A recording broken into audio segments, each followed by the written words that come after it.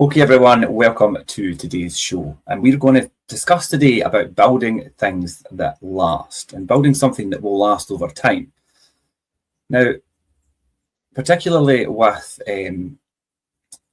property and investment, and I think that concept of building things over a period of time is quite difficult in today's world because we're so obsessed with speed and quick returns and fast growth and the instant result and instant society. Microwave society. Yeah. But I mean, Jim, you'll know, and successful investing, particularly with property, it's usually very different.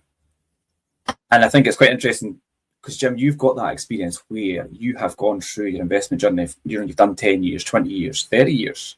Not that you look at, but Thank you. do you know what for you, did you learn very early on that time and compounding was so important, or did you get to a point throughout your journey and you thought, like, this a kind of turning point where you thought, this is how it works?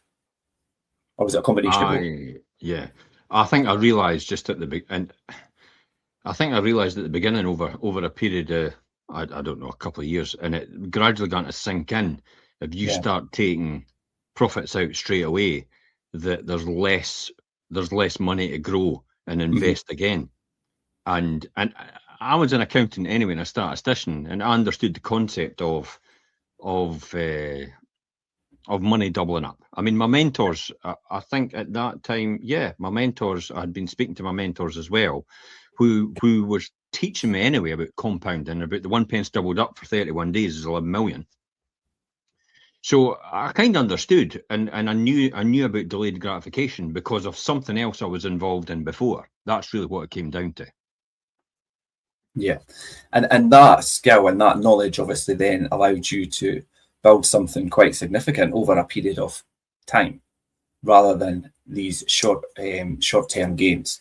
Because ultimately, if you're wanting to build something for the long term, and whether that be for your retirement and whether it's for passing on to the next generation, you need to think longer term and a compounding effect. People that want to do the quick wins. Now, let's take property flipping, for example.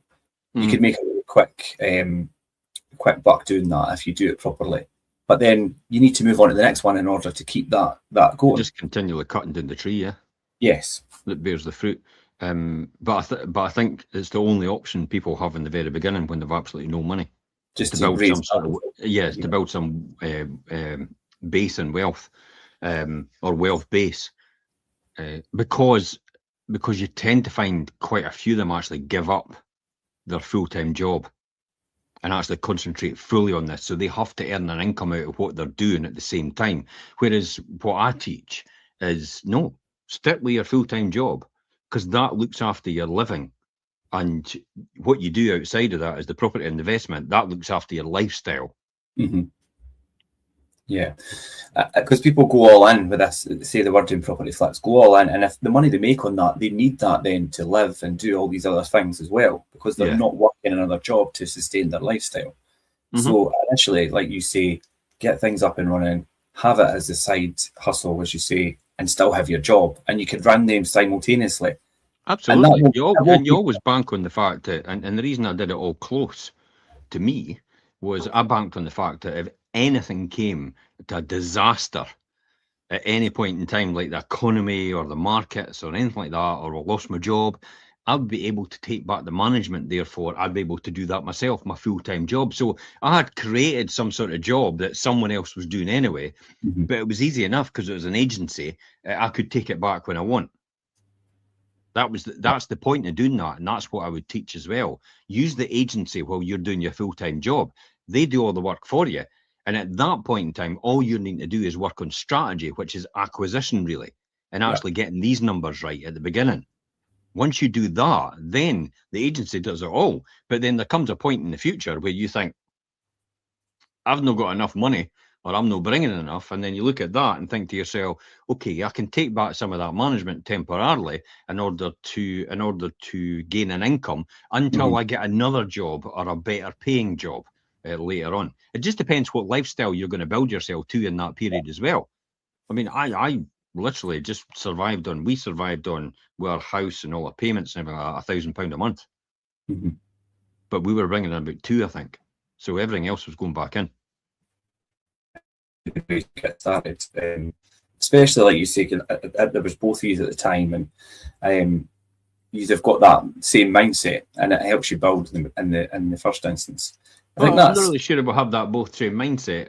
let's just qualify that. No, well, I'm honest. Let's qualify that. I know you people actually.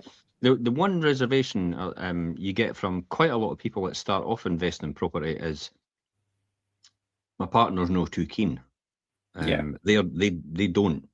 can't see it. They don't believe it's possible. And that's okay, because you just have to recognize you're at different plateaus of learning and different plateaus of what you can see in your vision.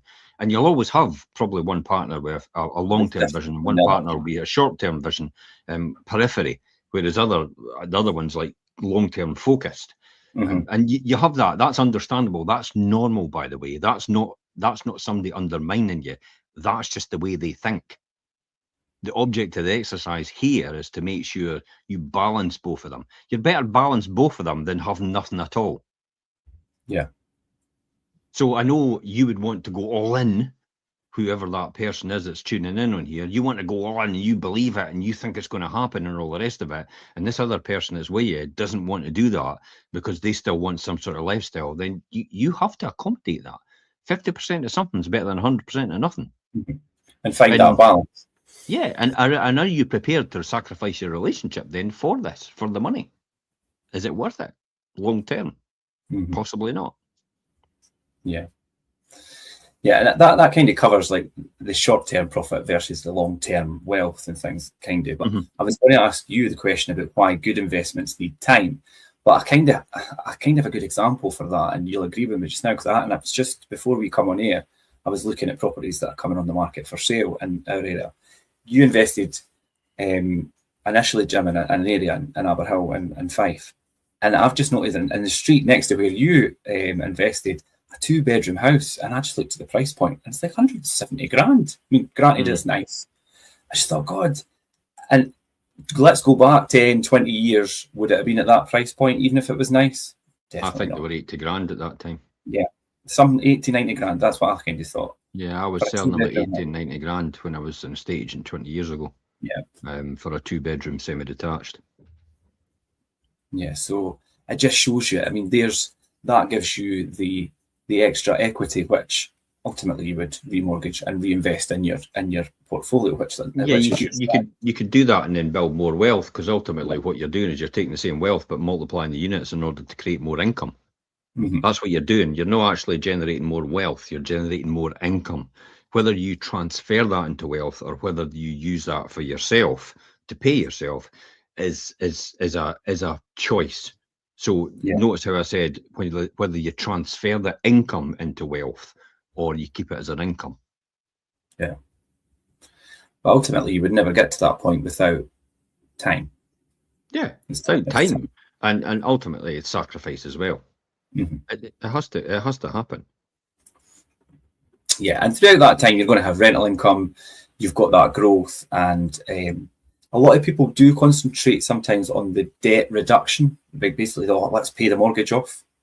Is that the best strategy? It depends what your strategy is, but I know for you, Jim, it's not.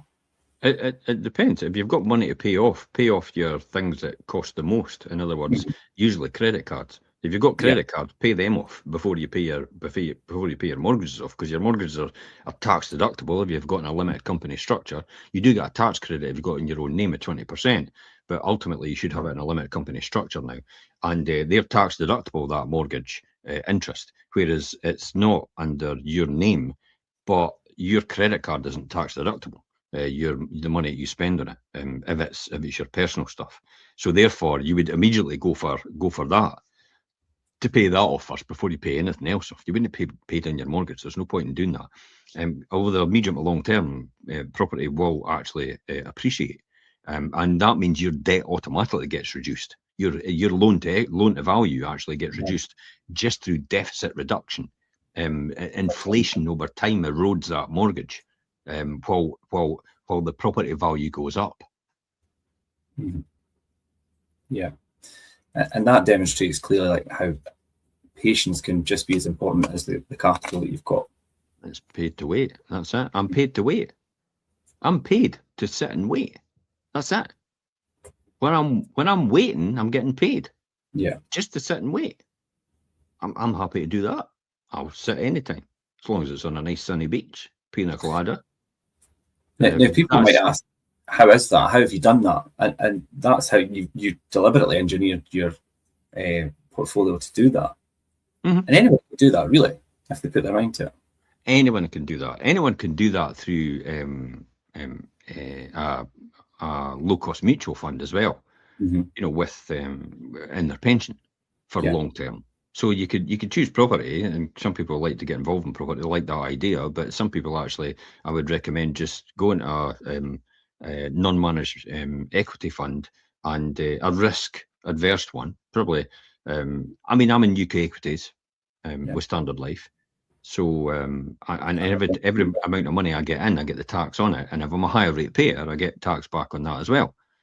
So that I'm able to offset these up to 60,000 a year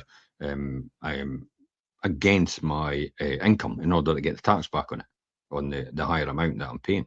So there's huge amounts of benefits to doing both ways. But the best investment may be one that you're still pleased in 20 years from now. But also the best investment, the most important investment, is education. Mm-hmm. Yeah. And that's not an advert for anything that we are selling, because we're not selling courses here. But it is an advert to get yourself educated, to buy the right books, to talk to the right people, to listen to the right people. And sometimes that might cost a bit of money. Sometimes it might not. But they've got to have a track record. They can't just be somebody. I mean, the easiest way to find that out is look up the limited company. I mean, they're on they've probably got a website. You go straight to the bottom. You look on the privacy bit or the terms and conditions bit on the website. It's down the bottom, and it usually comes up with the company that they own. You can check on Companies House, that limited company, and just see how much that limited company is actually worth. A lot of people blow off their sale about, we've got £10 million in assets. And we've got this and we've got that and we've got and then you look at their company accounts and they've got nothing. They've literally got nothing. There's a few 100,000. And I don't know. I don't understand it, because they can't have it in their own name. There's no way, because that's just no tax efficient at all. That's just stupidity at the best. And if they're selling a course and that's what they've done, then I wouldn't be going to something like that, because then that's just stupidity. You'll just be copying what they're doing. Yeah. And they've just put themselves in that position. Yeah. Yeah, so that's the thing. If you're going to get advice from the people that you actually and don't rush into it. Just take time. Speak to people that are seasoned investors. Maybe don't have a vested interest in this training program that you're looking at, and they don't have a vested interest, and see what their thoughts are on it. Yeah, it really is, and you like to use this analogy quite a lot, Jim. And it really is a marathon. It's not a sprint. And what we mean by that when we say that is, a sprinter wants out there immediate results, and a marathon runner really understands the pace and setting a steady pace. And property investment is much the same. So if you're trying to do things quickly, there could be a lot of pitfalls. You could end up, excessive borrowing. You could make poor purchase decisions because you're trying to do things so quickly and you've not really looked at the risk factors. And then you're not building up. You might have insufficient cash reserves because you're just blowing everything so quickly, and it's like Monte Carlo or bust, as you say. It's the tortoise of the hare. Mm-hmm. The tortoise and the hare. That's it. That's all it is. And the tortoise always wins, irrespective. Just learn to build wealth slower. I don't say deliberately slow yourself down, but don't keep jumping at every opportunity you think you can get and burning yourself out, or pushing yourself to the max, or pushing yourself beyond your limits in terms of financially and actually emotionally. Because at some point in time, you'll never be able to sustain that on these both bits, and you'll burn out in both, more than likely. And if you can't weather a storm, you should be very, very careful, especially in this type of economy we're at now, where it is, we're lending in GDP in terms of the countries are excessive in comparison to what it was years ago. It is quite worrying that you spend the UK spends over 100 billion in interest payments a year just to pay interest on the debt that they've actually borrowed. 100 billion. That's mental. That's a lot of money. Yeah. Yeah, it's I can't even comprehend what that is. I mean, how many Ferraris is that? 100 billion? I don't know. Somebody else might tell me that, but I'm not going to sit and work it out. But that's the point. It's sustainable growth. You want to have over a period of time, and it's also the fact that I think you have to build into this. Let me think about this. I'm going to say this and see if I can deliver it in the right way. Okay. Just because you bring properties on, it doesn't mean to say you're going to build your wealth. And you're going, well, why would I do that? Well, some properties actually earn a lot of money, but they don't appreciate in value very much. So they earn a lot of income and rent, but they don't appreciate that quickly in comparison. But they are good earners and good returns on investment. Yeah. So they give you a constant return all the time, but they don't really appreciate that much in comparison to other properties in the area. I mean, I've got some of them and I've had them for years and years and years. But I tell you what, the ones I've had, I bought at £9,000 and £10,000, 15 grand at a push. And over these years, I've earned more than £100,000 out of every single one of them in rent. And they continue to do that. Yeah, continue to do that. And once in a blue moon, the market appreciates that much because it's a combination of these types of properties. Actually, what happens is when interest rates go really, really high, that's when these types of properties appreciate because that's all first-time buyers can afford. When interest rates go really, really low, these types of properties actually go down in value or they stagnate over that time because people can buy far bigger properties. They can buy houses instead of flats. Yeah. So it's waiting for that opportunity when interest rates go high and then you go, okay, they'll be worth a bit more. Do I offload them or do I take them to the bank and remortgage them and use them to buy more better quality properties? But they still earn that amount of money. Who cares? Who cares about the value of them if they're earning money every single time? That's the whole point. If you have property earning money every single time, who gives a flying toss about how much they're going to appreciate? Who cares? You're never going to sell them. Who's ever going to chop down the tree that bears the fruit? Yeah, and all the seeds. And all the seeds as well. Who's going to chop down the tree that bears the fruit and the seeds? This is like killing the golden goose. Why would you do that? Yeah, and do you know, I actually had somebody recently come to me and they'd consider selling one of their units, and they didn't. And they come to me and they actually were listening to us one day and thought, do you know, I was ready to sell, and I thought, no, I don't want to chop down the tree, and I've put it on the market, and we've got people, you know, we've got tenants going in, really good rent value and things. But I just think, God, if you got rid of that, you wouldn't have it. Yeah. And I think they realise that. Sometimes when you get in a position, you might think it's the right choice to sell. I was talking to my hairdresser today. Yes, I do have a hairdresser. It doesn't take much time to cut my hair, by the way. Number 2 on a clipper. But I was talking to him today about it, and he was talking about leasing his car. He says his car's beyond repair. And he says at times he thinks it's maybe actually going to run out, or it's just going to break down. Or he says there's enough burning coming from and heat coming from the floor where the accelerator and that is. And I thought that's maybe your clutch. I says you're probably. He says, well, I've leased another car. I says, well, I'll be honest. I says for me, leasing is probably an easy option to do because you're constantly. You're constantly putting out money. But if it's at an affordable price, like what we get our cars for, I mean, one of our cars is like 117 quid a month. Why would I want to buy one? I know. Because there's nothing wrong with that one. And it's branded already. So that means if I trade it in, get a new one, I'll have to brand it. So that's another 1,500 quid to brand it. And it's like, so I may as well just keep the existing one. I'm saving a fortune doing that.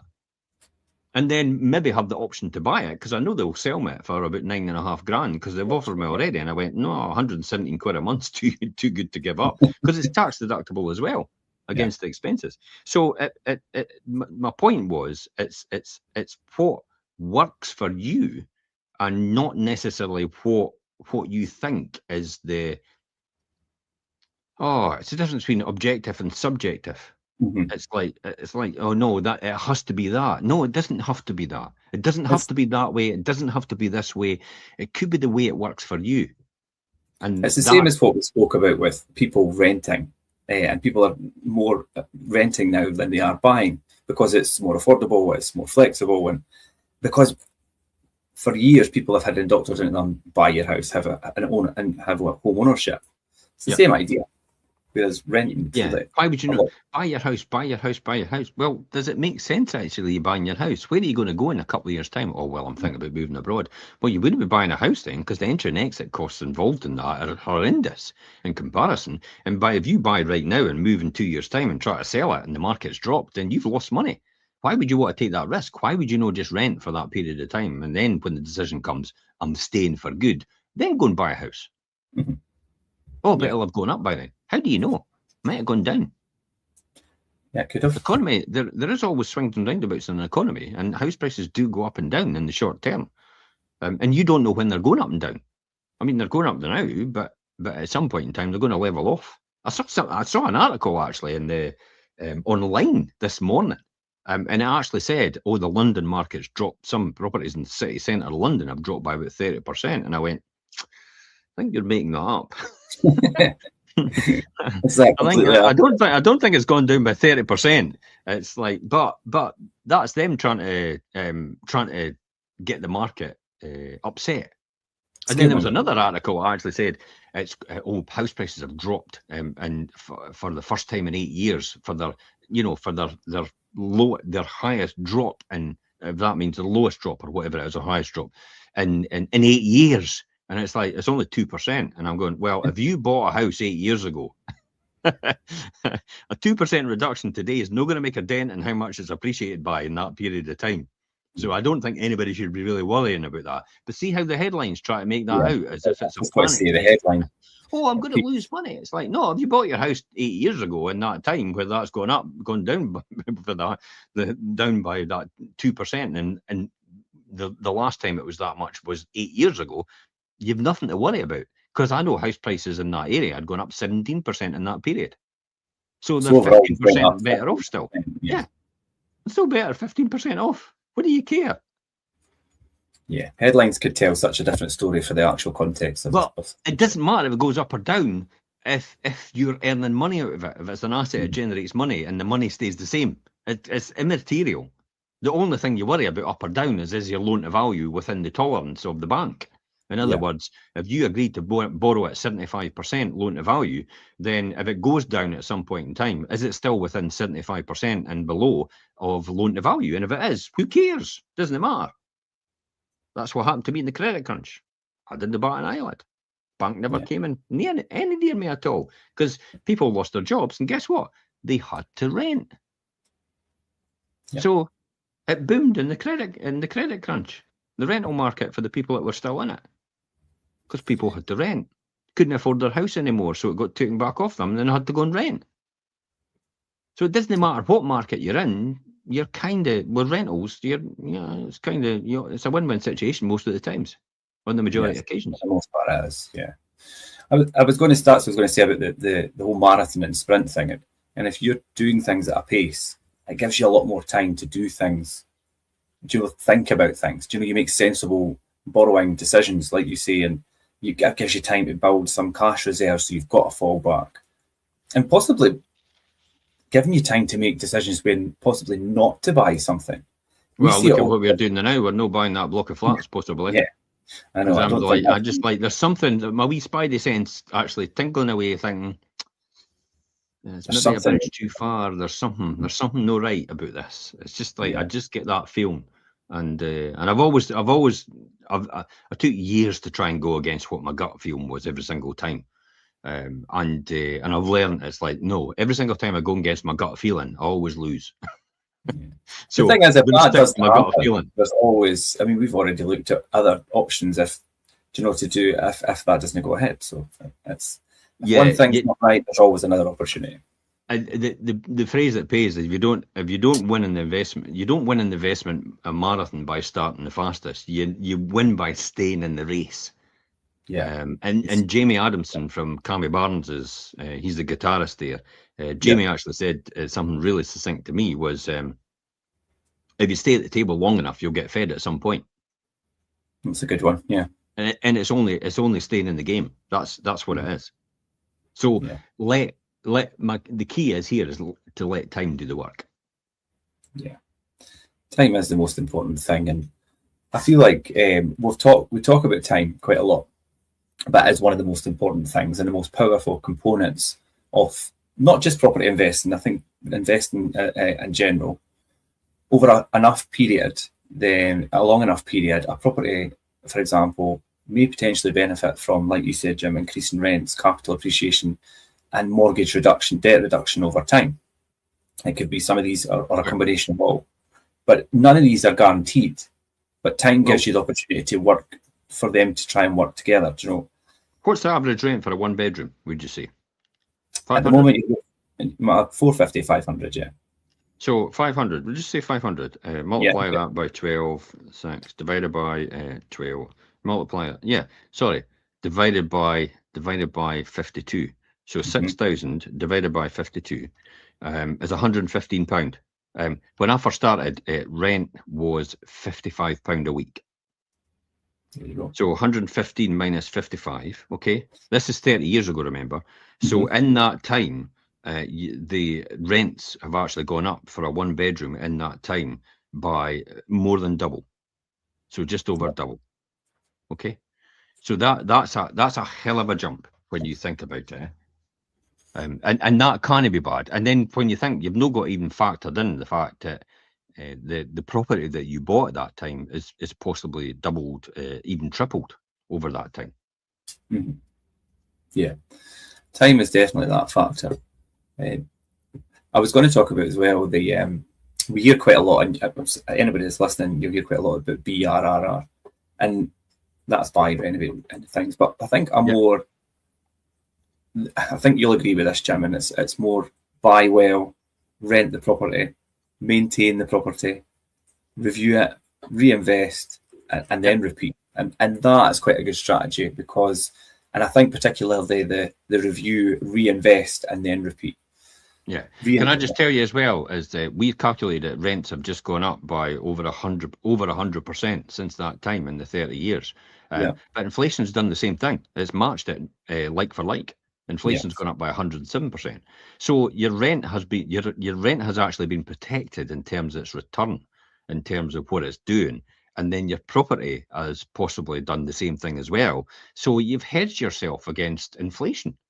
And you've created an income still, because then you bought it when it was really low value. Remember that. And if you've still got that mortgage on it or no mortgage at all, then that is a good return on investment over time.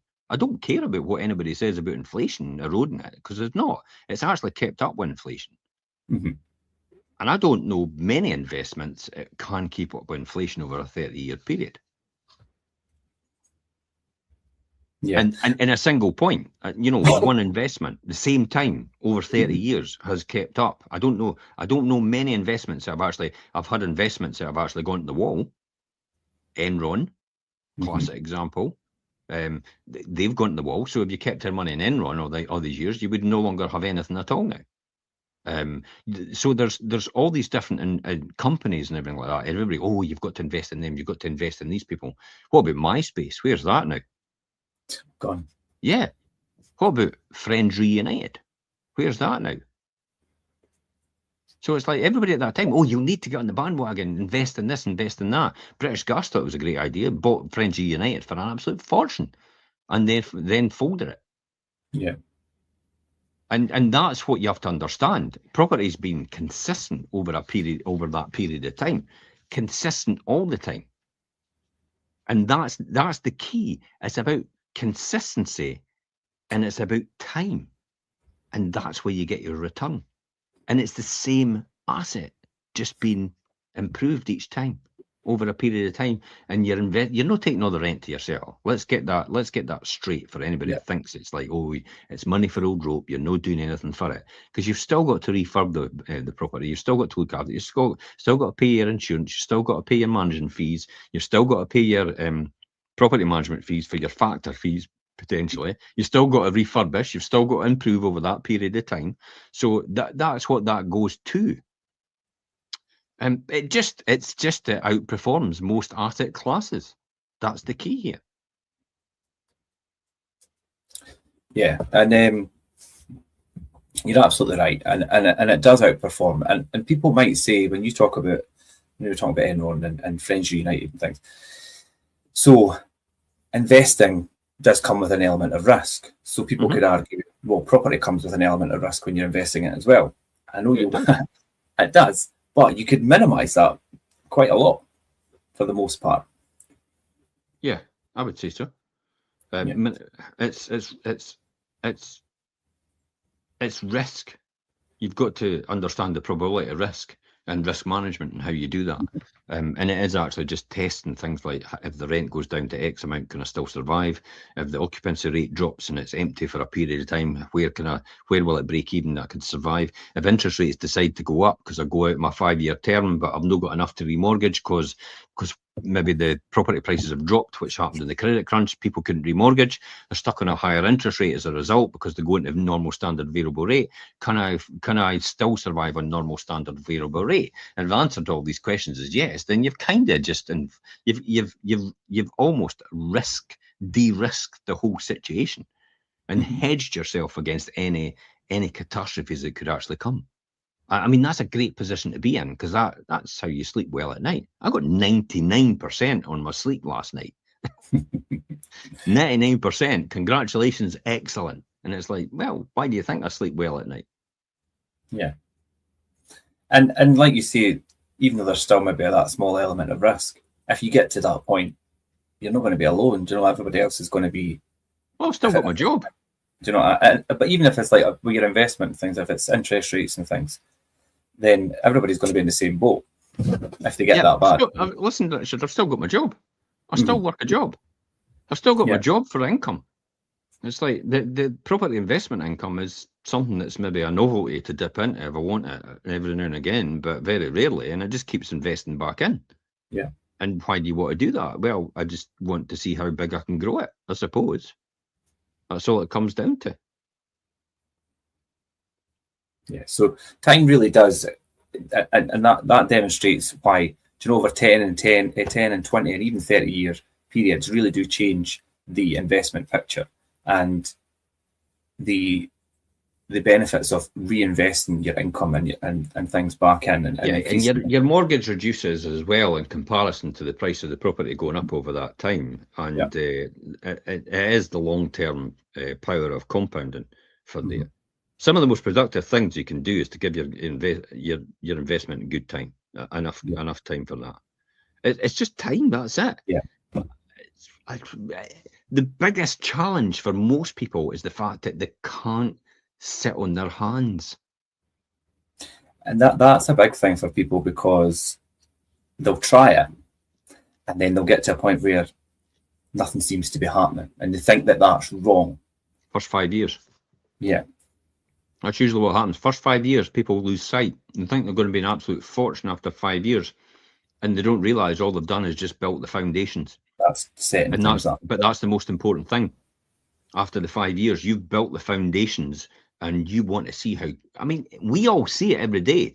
You see a building site, right? You keep passing it every single day. You're like, flipping out. They're still doing these foundations. And all the foundations go in and everything like that. And they're there for months and months and months, putting foundations in. And the next minute, the next week, you go on holiday for a week. You come back and it's like, holy shit, where did that house come from? Yeah. And it's like, there's a house built already. And it's getting kitted inside. It's like, what? That was only a week. And yet it took months to build the foundations. Because that's the most important thing. It's exactly the same with investing. Yeah. You have to have some foundations to build on, just like you have to have some wealth to actually appreciate from. And if you keep taking the wealth out when you're making it or not reinvesting it back in, then lo and behold, you're not going to get the result you want to get. This is why I talk about looking for low-cost investment funds. So it's not something, if you're putting out 3% in management fees for your investment fund, that 1% extra you're paying every single time could end up losing you about £600,000 after about 30 or 40 years. And yet, you're, wait a minute, that 1%, because I'm only putting in about 10 grand a year, that 1% is only like £100, is it no? Or £10. So that's £10 a year over the 30 years is only like what, 300 quid? No, it's £600,000 because you're losing all the compounding effect from that money it's taking out. That's why you want low cost. An inactive, unmanaged fund, that's what you're looking for. You're not looking for somebody who's got an active managed fund, because that's what costs money. And most managed funds do not outperform the market. Over 90% do not. Most active fund managers do not outperform the market on a not. You know, that's the fact.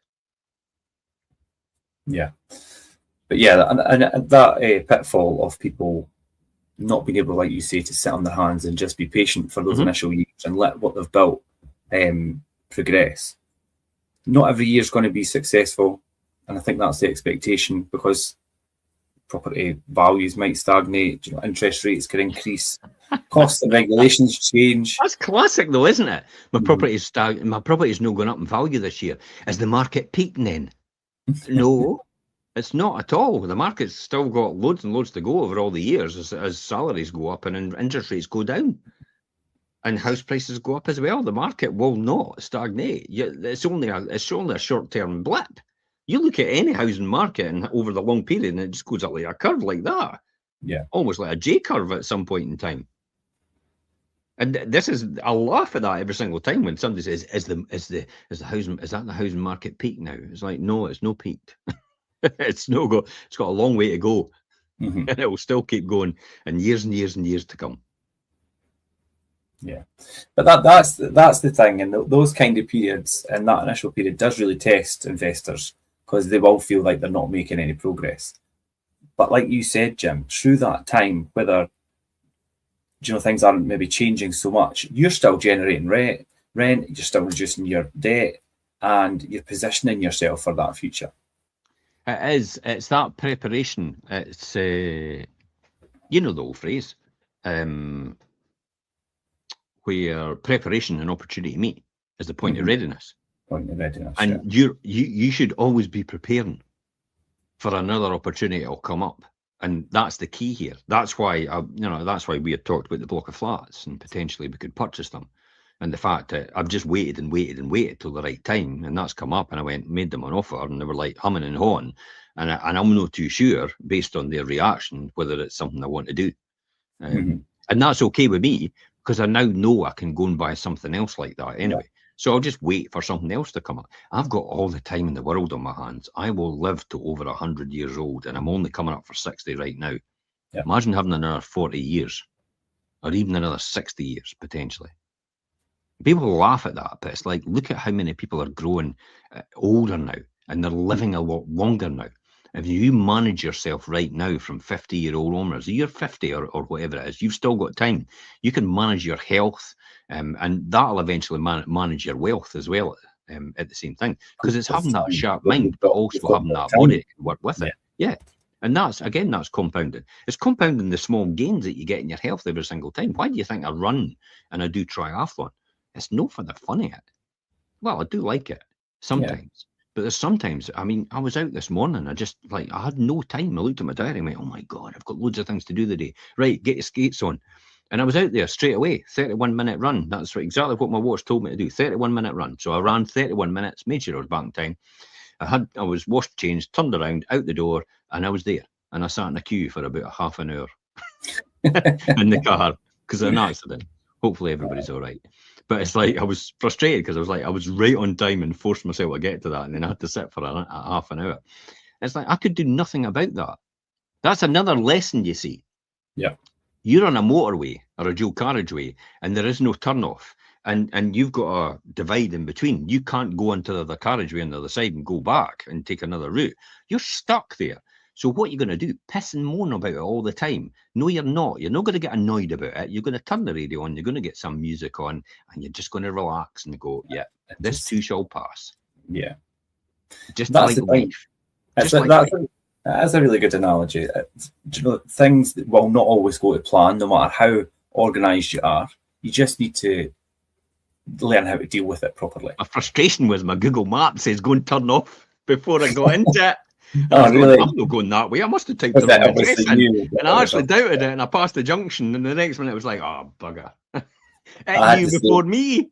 Yeah, I had the same this morning going along the East Nuke, because as you come into Pittenweem where they're building the new houses, so I was a wee bit behind because of that. But anyway, just to double back just about those initial years of when people feel like nothing's happening. Just be careful not to get confused on that. That you know, you're not sitting with an investment that maybe needs time, and it's not an investment that possibly isn't working. You know, it might not be working. So make sure that you know the difference between, right, this just needs time to grow, or if something's not happening because of a reason and it's not working, that's something you need to fix. That's why it's better getting advice from somebody who's actually done it before or understands completely what's happening. And it's sometimes you just can't see the forest for the trees. Yeah. And you need that external person with that knowledge and expertise to actually point that out to you. I sat down with my team the other day and we were talking about a new system we were thinking about implementing. And I went about sending emails out to responses. And I went, you know, you can get so-and-so to automate that for you. And she went, oh, I never knew that. I thought we were going to have to do that manually. And I went, no, that could be automated, that response straight away. And she went, that's why I've got you. To save time. Yeah, that's why I've got you. That's what she said to me. That's why I've got you. It's like flipping heck. I would never have thought of that, she said. I never even thought of that because she's too close to the front end. You're too close to the forest. You just can't see the trees. And that's the problem, eh? You're stuck in that cycle, and you just need somebody to bring you back from it. To step back. This is what's entirely possible. This is where you should be doing that, and this is where you should be doing that. And they could talk about things like, you know, you've got down here written about property and economic cycles, avoiding emotional decisions. That's a really good one, where they think it's not happening, they get so frustrated. That's emotionally based. You should not be making decisions like that. About the market, is it stagnant now? Is it peaked? And I get asked that all the time, and it's like, you got anything invested in property? No. I says, well, what does it matter? What the answer is? Why would it matter to you? Yeah. Why do you care if that's the case? Because they just want to talk about property.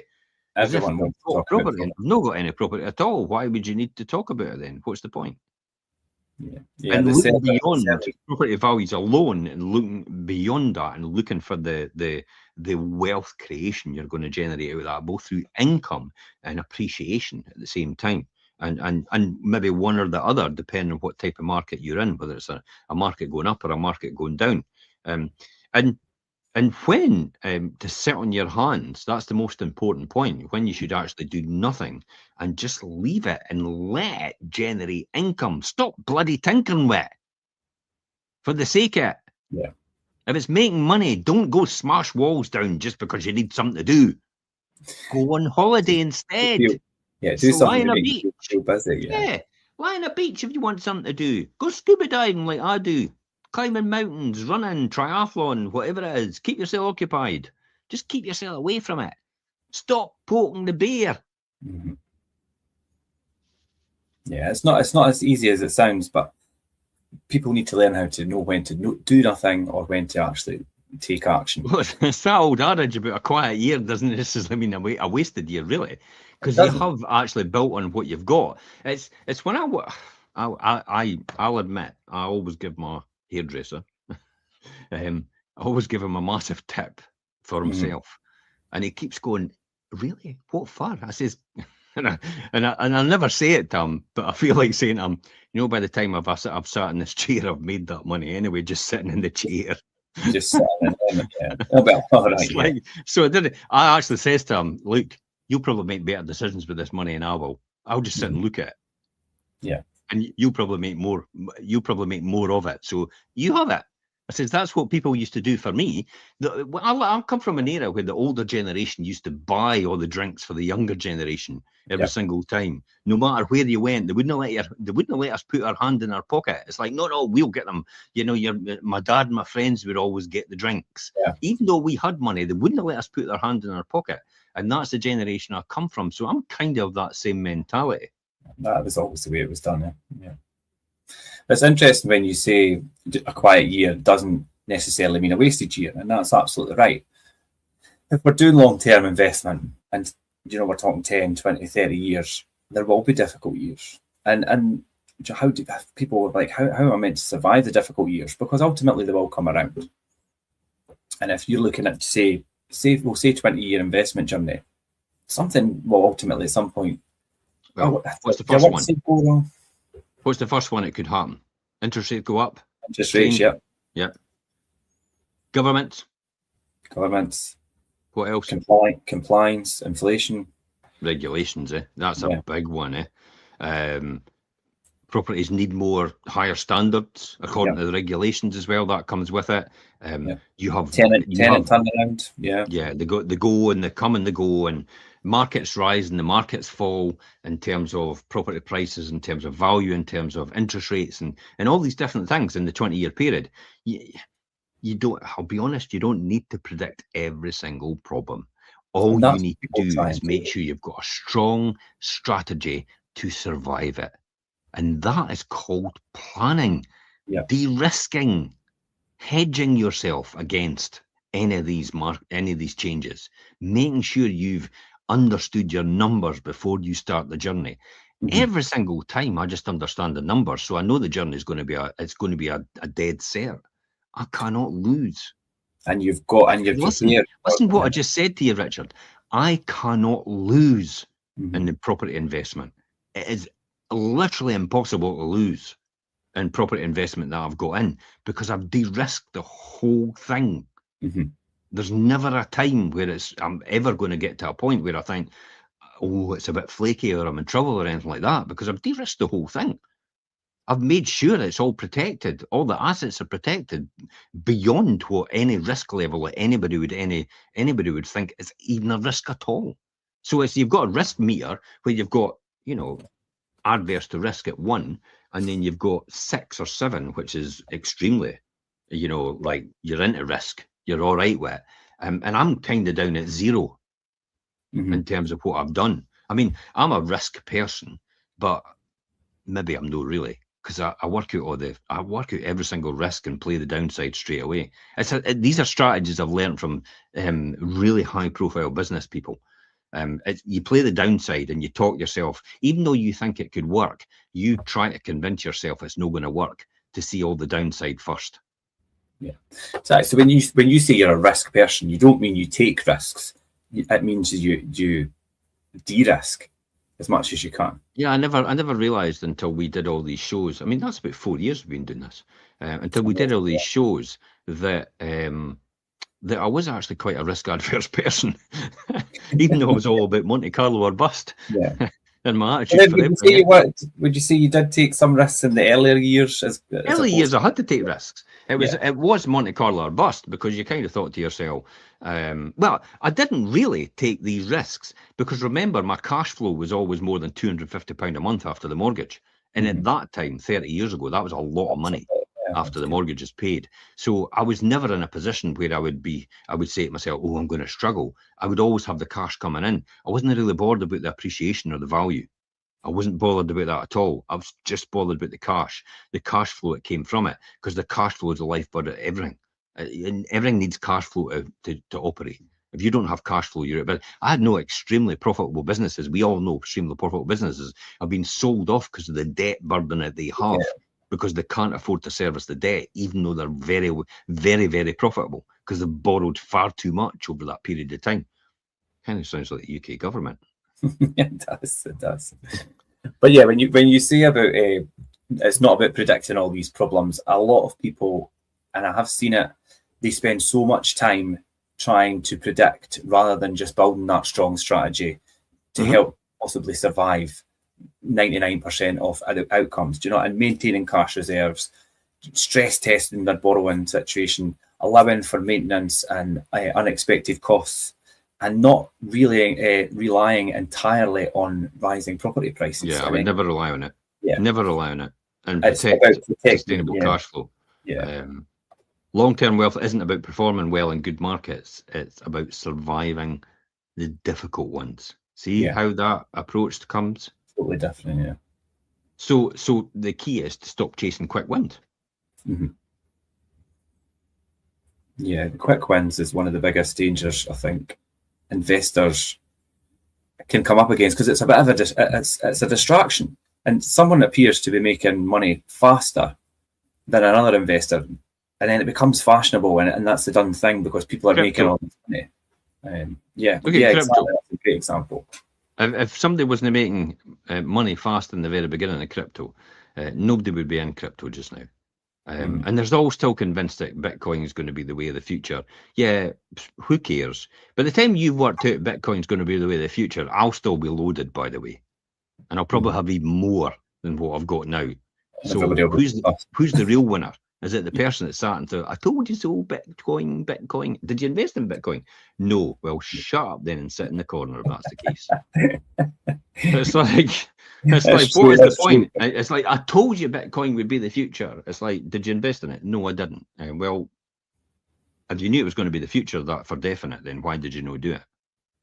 If you knew it was going to be the future and you're going to blow your trumpet at the end of it and say it triumphed. Put your money where your mouth is, yeah. No. Well, oh my God. You obviously clearly didn't believe what you said, because you would have invested in it for definite then, if that's the case. You would have sold your house or mortgaged it or anything like that and put it in Bitcoin, wouldn't you? But I told you so. It's like, who cares?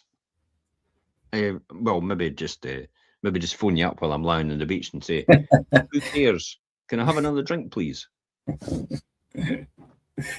Yeah, no, that's true. It's true. But yeah, this quick win society and social media and things does make it really fashionable. And then you could see suddenly perfectly good long-term investments starting to feel like, do you know, it's too slow and it's not something that the next generation want to do. And not everyone, because I know a lot of younger investors who are very, they've got this mindset of long-term investment, and they seem to have it nailed down and being quite successful at it. Because there is a big difference between adapting your strategy consistently, adapting your strategy, or consistently abandoning it and just trying to do a quick win.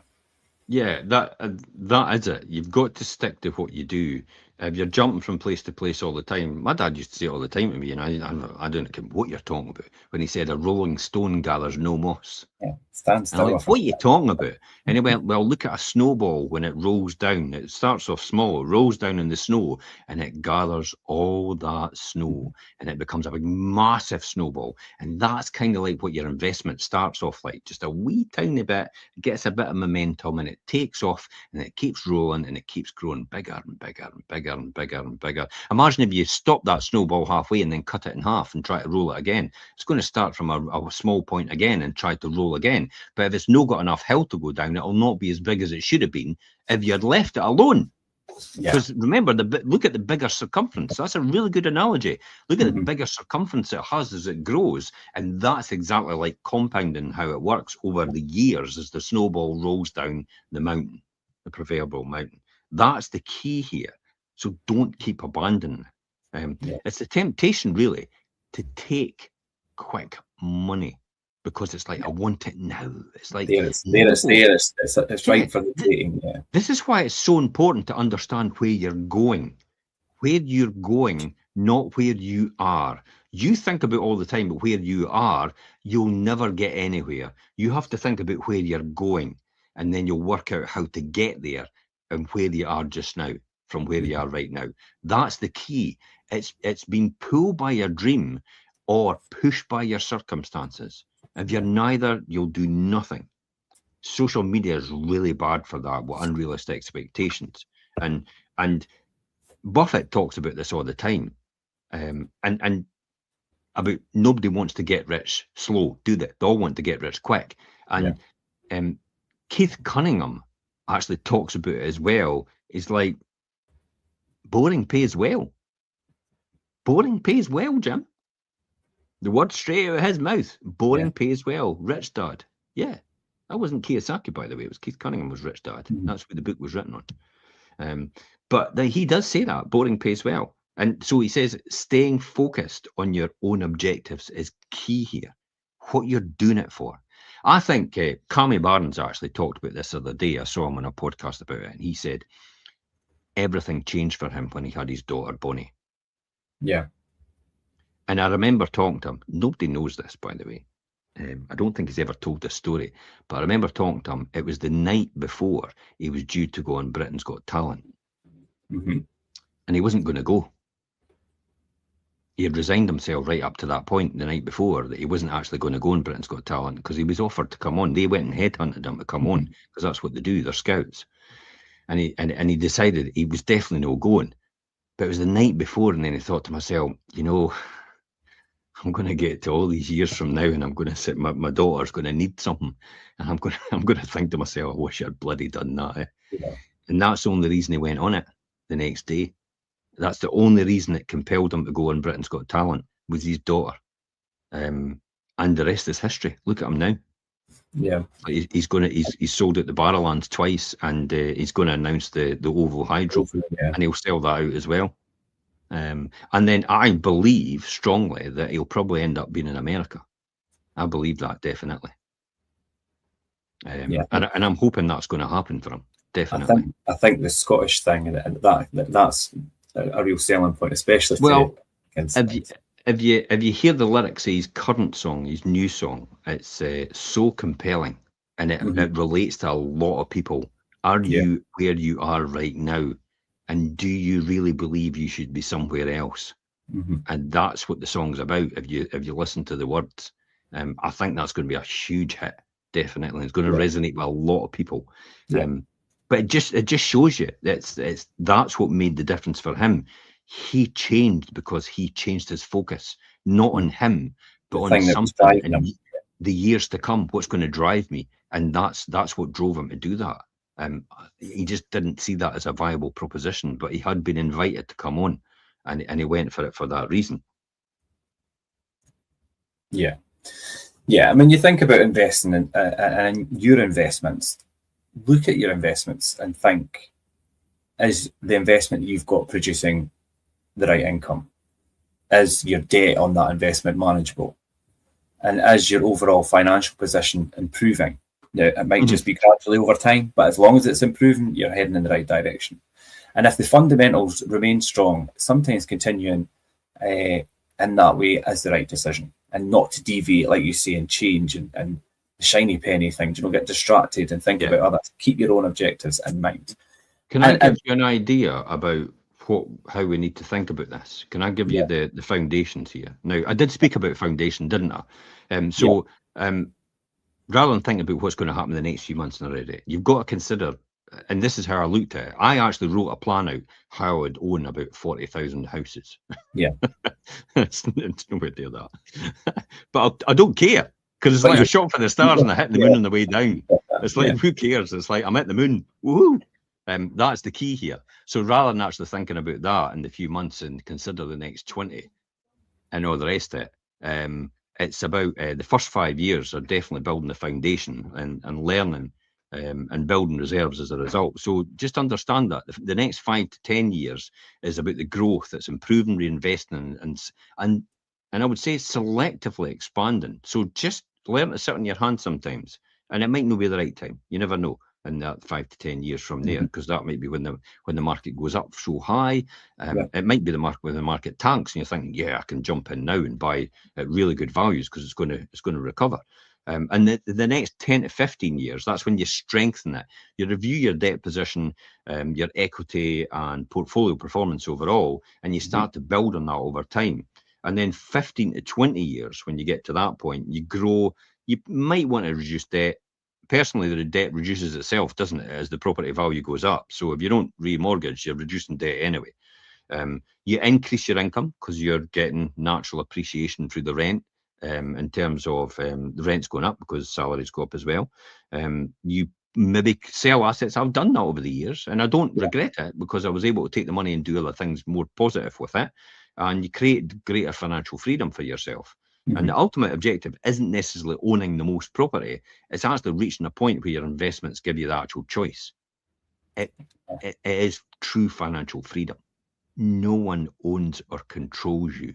That was the ultimate objective for me. I could open my mouth and say anything I want, and that will never affect any of my income at all.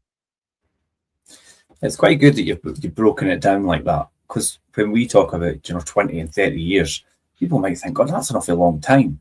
It passes a lot quicker than you think.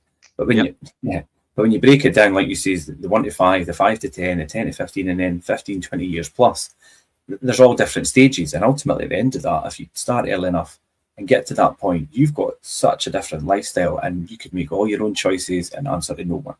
And you could stand testament to that, Jim. And I'm sure it's a very good feeling. Yeah, there'll always be another opportunity. When if you built it to last, there'll always be another opportunity, remember, and you know, promising quicker money. It's a shiny penny thing. So don't worry about that. You can let that go sometimes. Genuine wealth isn't usually created.